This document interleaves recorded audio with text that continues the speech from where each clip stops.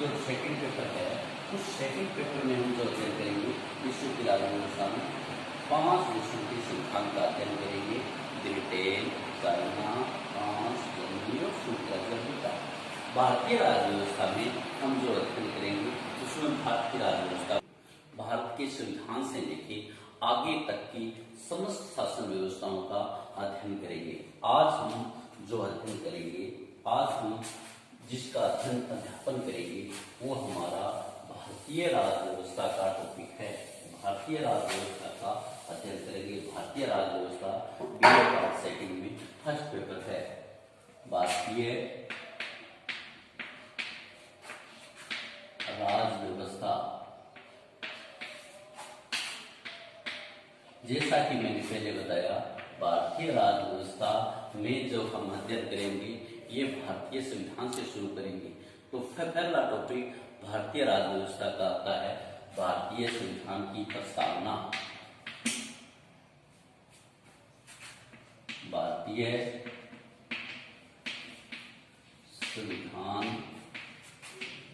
की प्रस्तावना। भारतीय संविधान की प्रस्तावना का हम अध्ययन करेंगे। भारतीय संविधान की प्रस्तावना के बारे में हम अध्ययन करेंगे। अब सबसे मुख्य बात आती है, प्रस्तावना क्या है? प्रस्तावना क्या है? प्रत्येक विश्व के संविधान कानून के मसौदे की एक प्रस्तावना होती है। उस प्रस्तावना के अनुसार भारतीय संविधान की भी एक प्रस्तावना है। प्रस्तावना द्वारा संविधान निर्माता यह निश्चित करने का काम करते हैं, यह निश्चित करते हैं कि भारतीय संविधान के उद्देश्य क्या है और उसको कार्यान्वित किस प्रकार से किया जा सकता है। ये भारतीय संविधान की प्रस्तावना है। प्रस्तावना के द्वारा हम यह जानने की कोशिश करते हैं कि किसी भी देश का संविधान का मुख्य प्रयोजन क्या है, किसी भी देश का संविधान क्यों बनाया जाता है, ये संविधान निर्माताओं द्वारा निश्चित करने का कार्य किया जाता है। अब हम बात करते हैं भारतीय संविधान की प्रस्तावना क्या है। भारतीय संविधान की प्रस्तावना। अगर हम भारतीय संविधान की प्रस्तावना पढ़ लेते हैं तो हमें दो चीजें निश्चित हो जाती हैं। एक तो भारतीय संविधान की विशेषता, जो आगे बढ़ा टॉपिक आएगा वो विशेषता भी इसमें आ जाएगी और प्रस्तावना भी इसमें आ जाएगी, जिसके द्वारा हमें टॉपिक की महत्वपूर्ण तैयारी नहीं करनी पड़ेगी। भारतीय प्रस्तावना ये कहती है, हम भारत के लोग,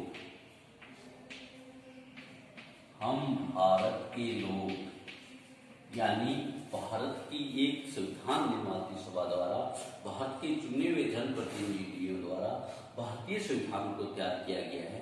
इसलिए हम भारत के लोग भारत को एक संपूर्ण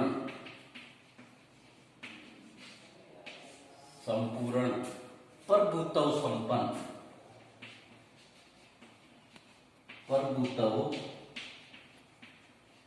संपन्न, हम भारत के लोग भारत को एक संपूर्ण प्रभुत्व संपन्न, समाजवादी,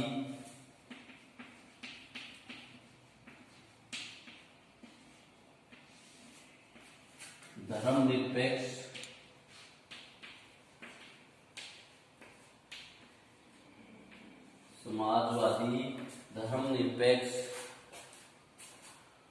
लोकतांत्रिक,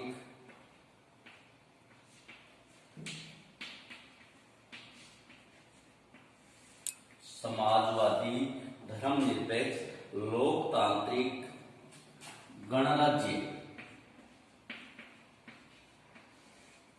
गणराज्य बनाने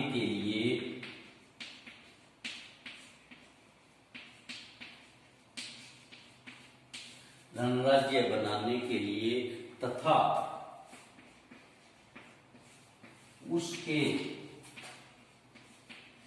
उसके मतलब देश के, उसके समस्त नागरिकों को समस्त नागरिकों को, उसके समस्त नागरिकों को सामाजिक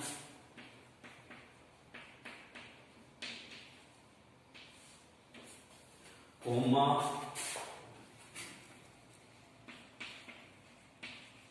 आर्थिक, सामाजिक, आर्थिक, राजनीतिक,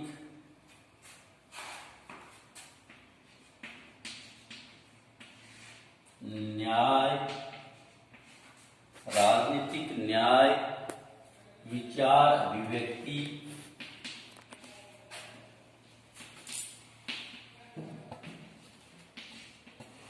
विचार अभिव्यक्ति, विश्वास, धर्म तथा विश्वास, धर्म तथा उपासना की स्वतंत्रता, उपासना की स्वतंत्रता, प्रतिष्ठा और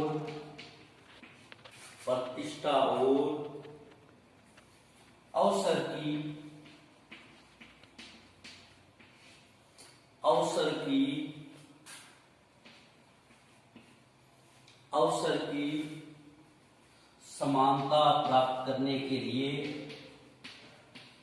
समानता प्राप्त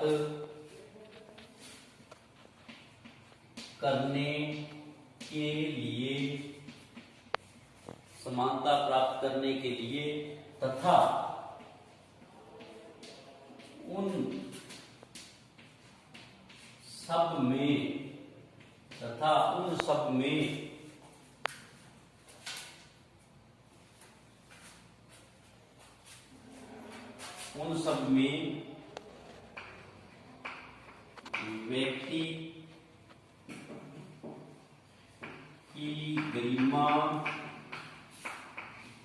व्यक्ति की गरिमा और राष्ट्र की एकता तथा अखंडता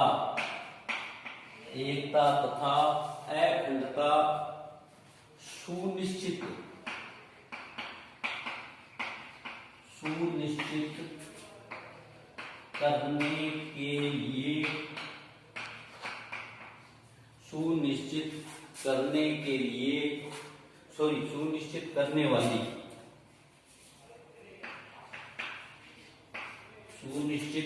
करने वाली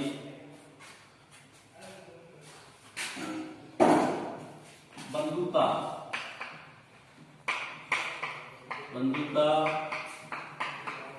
बढ़ाने के लिए दृढ़ संकल्प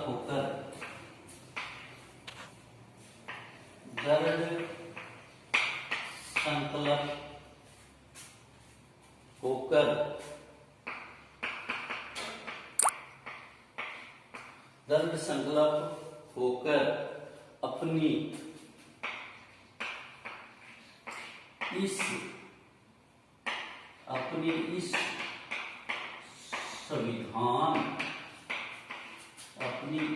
संविधान सभा में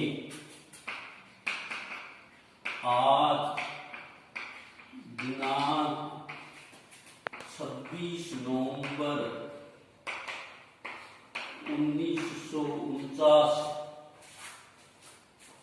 1949 ईस्वी हिंदी में मित्ती मार्क्सिस, जिसको हम मार्ग बोलते हैं, मित्ती मार्क्सिस शुक्ल पक्ष यानी अंधेर पक्ष बोलते हैं अपने, शुक्ल पक्ष सप्तमी, शुक्ल पक्ष सप्तमी, संवत भारतीय सन संवत 2006, संवत 2006 विक्रमी, भारतीय संवत विक्रमी संवत के नाम से हैं। उनके अनुसार मिथि मार्ग से शुक्ल पक्ष सप्तमी संवत 2006 विक्रमी इस संविधान विक्रमी इस संविधान को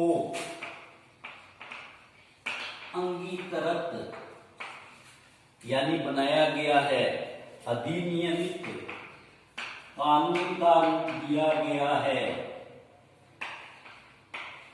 अंगीकृत अधिनियमित और आत्मा अर्पित करते हैं यानी समर्पित करते हैं, आत्मा अर्पित करते हैं यानी समर्पित करते हैं।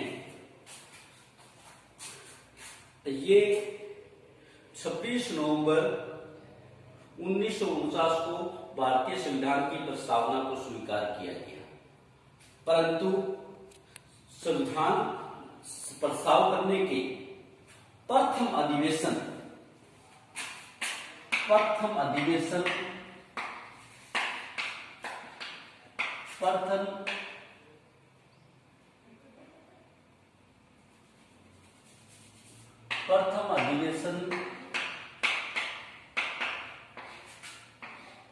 13 दिसंबर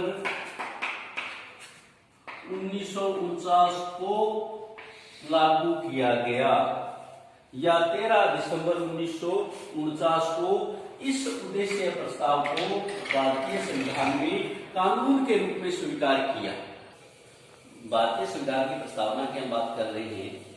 ये जो भारतीय संविधान की प्रस्तावना को भारतीय संविधान द्वारा 26 जनवरी 1949 ईस्वी मिति मार्ग से शुक्ल पक्ष सप्तमी संवत 2006 विक्रमी को संविधान द्वारा अंगीकृत अधिनियम और आत्मान्वित कर लिया गया, जिसको संविधान के प्रथम अधिवेशन 13 दिसंबर 1949 को स्वीकार कर लिया गया, 13 दिसंबर 1949 को अपना लिया गया।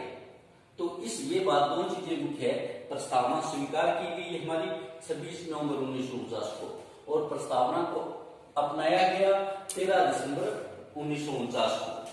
अब इसमें एक चीज ध्यान से सुनने वाली बात है, ये जो भारतीय संविधान की प्रस्तावना थी ये 1976 तक तो सेम रही, 1949 से लेके, किंतु 1976 में 42वें संविधान संशोधन 1976 द्वारा इसमें 3 शब्द जोड़े गए, समाजवादी, धर्मनिरपेक्ष और अखंडता। समाजवादी, धर्मनिरपेक्ष और अखंडता शब्द को जोड़ा गया, जिसमें मूल संविधान की प्रस्तावना में मूल संविधान में समाजवादी, धर्मनिरपेक्ष और अखंडता शब्द नहीं थे। देश को जो हमारी मुख्य बात थी इसमें कि अवसर की समानता, प्रतिष्ठा की स्वतंत्रता, पहला जो टॉपिक आया था आर्थिक राजनीतिक न्याय विचार। आर्थिक राजनीतिक न्याय को सिद्ध करने के लिए समाजवादी शब्द जोड़ा गया। और दूसरी प्रस्तावना में हमें यह आया कि विश्वास, धर्म तथा उपासना की स्वतंत्रता, प्रतिष्ठा और अवसर की समानता के लिए धर्मनिरपेक्ष शब्द आया। और इन पूरे देश की रक्षा के लिए अखंडता शब्द जोड़े गए। ये जो मूल संविधान की प्रस्तावना थी उसमें 3 संशोधन, यानी जो वर्तमान हमारी प्रस्तावना है, ये प्रस्तावना 26 नवंबर 1949 वाली न होकर 42वें संविधान संशोधन 1976 के बाद जो प्रस्तावना है वो है। फर्क ये है, सिर्फ इतना फर्क है हमारा, इसमें जो मूल जो प्रस्तावना थी उसमें 3 शब्द जोड़े गए थे। 3 शब्द कौन कौन से जोड़े गए थे? समाजवादी, धर्मनिरपेक्ष और अखंडता। अब इस जो हमारी प्रस्तावना है, इस जो प्रस्तावना में तत्वों की विवेचना है, इस प्रस्तावना को स्पष्ट कैसे करना है वो हमारे लिए मुख्य बात है। अब नंबर 1 आता है हम भारत के लोग। हम भारत के लोग का मतलब 3 बातों में ये बात निश्चित होती है। तीन चीजों में ये बात निश्चित होती है कि भारत के लोगों द्वारा इस संविधान को अपनाया गया है। भारत के लोगों द्वारा इस संविधान को अपनाया गया है या अंतिम प्रभुसत्ता भारत के संविधान के लोगों में है। द्वितीय है, संविधान का निर्माण भारतीय जनता द्वारा किया गया है। संविधान का निर्माण भारतीय जनता द्वारा किया गया है। और तृतीय है, ये जो संविधान है ये जनता की इच्छा के परिणाम स्वरूप है। यानी हम भारत के लोग तीन बातों में स्पष्ट होता है। नंबर एक आता है कि भारत का संविधान है वो जनता द्वारा बनाया गया है या जनता के प्रतिनिधि के रूप में बनाया गया है या अंतिम शक्ति जनता की है। द्वितीय ये है कि संविधान का निर्माण जनता द्वारा किया गया है। और तीसरा ये है कि भारतीय संविधान की समस्त शक्ति जनता में ही है। ये हमारी इसकी शब्दों की विवेचना है या प्रस्तावना की विवेचना है। प्रस्तावना की विवेचना में 5 तत्व शामिल है। नंबर एक है, हम भारत के लोग यानी संविधान में जनता में है, संविधान जनता द्वारा बनाया गया है और जनता द्वारा लागू किया गया है। नंबर दो, दूसरी जो विवेचना आती है, भारत को एक संपूर्ण लोकतंत्र प्रभुत्व संपन्न समाजवादी धर्मनिरपेक्ष लोकतांत्रिक राज्य बनाने के लिए, ये हमारा दूसरा पॉइंट आता है। दूसरा पॉइंट कौन सा आता है? ये आता है हमारा दूसरा पॉइंट ये आता है कि संपूर्ण प्रभुत्व संपन्न समाजवादी धर्मनिरपेक्ष लोकतांत्रिक राज्य बनाने के लिए, देखो संपूर्ण प्रभुत्व संपन्न, हम राजनीति विज्ञान के विद्यार्थी, हम राजनीति विज्ञान को पढ़ने वाले विद्यार्थी हैं।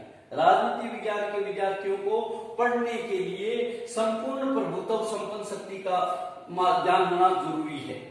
हमने 9th क्लास में छोटी क्लासों में एक अध्ययन किया राज्य के तत्व। राज्य के 4 तत्व है, जनसंख्या, क्षेत्र, भूभाग और प्रभुत्व संपन्न।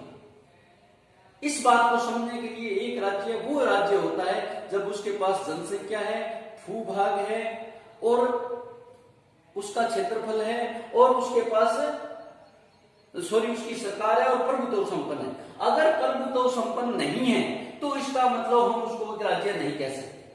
संपूर्ण प्रभुत्व संपन्न, उसकी समस्त शक्ति भारतीय सरकार के हाथ में है, भारतीय जनता के हाथ में है। विदेशी सरकार उसमें किसी भी प्रकार का कोई हस्तक्षेप नहीं कर सकती। समाजवादी समाज के सब लोगों का समान प्रभुत्व है। धर्मनिरपेक्ष राज्य किसी भी व्यक्ति को धर्म के मामले में हस्तक्षेप नहीं करेगा। धर्म के मामले में राज्य सभी लोगों को पूर्ण रूप से निरपेक्ष है।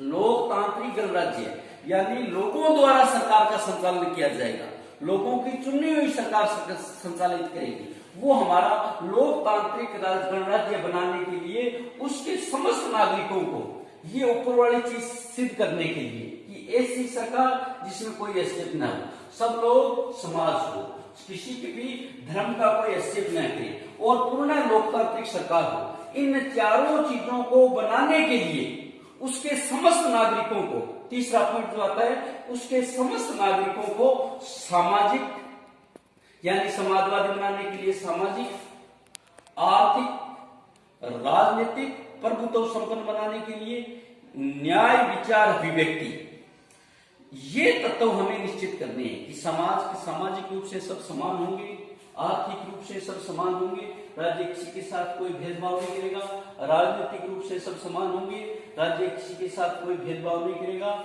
न्याय सभी को समान मिलेगा। इस अभिव्यक्ति को विश्वास, धर्म और उपासना की स्वतंत्रता, इसके साथ राज्य सभी व्यक्तियों को धर्म और उपासना की स्वतंत्रता देता है।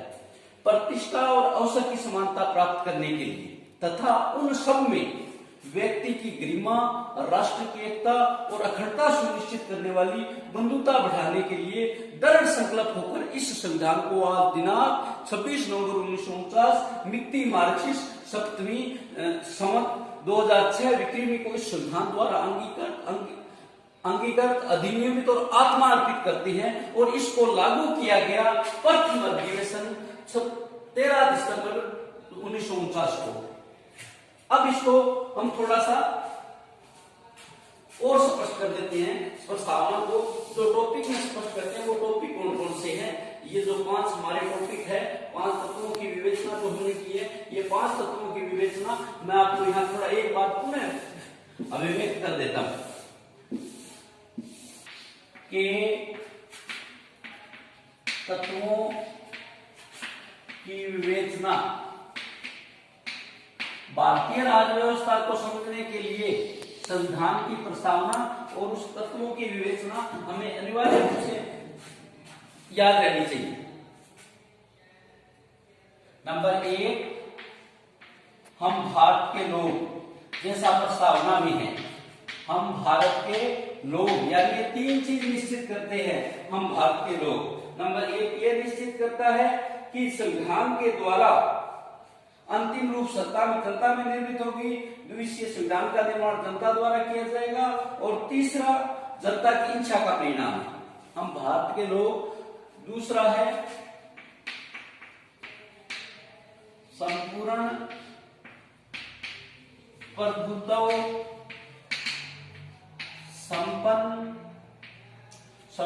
प्रभुत्व संपन्न समाजवादी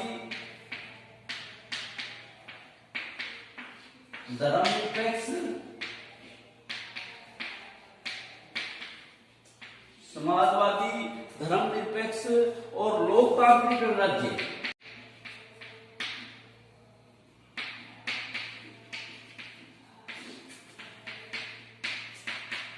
भारतीय संविधान यह निश्चित करता है कि हमारा संविधान संपूर्ण प्रभुत्व संपन्न समाजवादी धर्मनिरपेक्ष और लोकतांत्रिक राज्य है।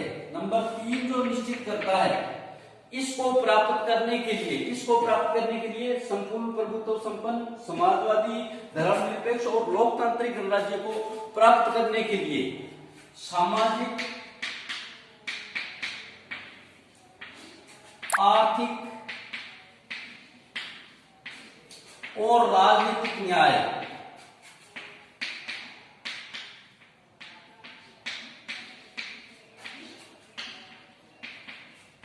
हम भारत के लोग क्या करते हैं, संपूर्ण प्रभुत्व समाजवादी धर्मनिरपेक्ष लोकतांत्रिक राज्य प्राप्त करने के लिए सामाजिक, आर्थिक और राजनीतिक न्याय प्राप्त करते हैं। और राजनीतिक न्याय प्राप्त करने के लिए स्वतंत्रता, समानता और भ्रातृत्व, स्वतंत्रता, समानता और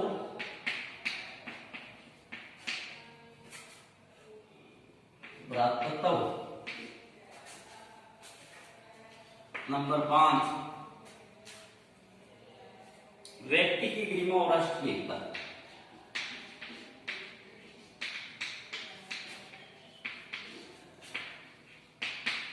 और राष्ट्र की एकता, ये हमारी भारतीय संविधान की प्रस्तावना के तत्व थे। और भारतीय संविधान की प्रस्तावना में इन तत्वों का समावेश किया गया है। इन तत्वों द्वारा हम भारतीय संविधान की प्रस्तावना को समझ सकते हैं। आप लोगों की मुख्य बात यह है कि हम भारतीय संविधान की प्रस्तावना को ठीक से पढ़ लेते हैं, ठीक से समझ लेते हैं, तो हमारा दूसरा टॉपिक जो आता है भारतीय संविधान की विशेषताएं, वो अपने आप क्लियर हो जाता है। सभी छात्रों को धन्यवाद, थैंक यू, अभिनंदन।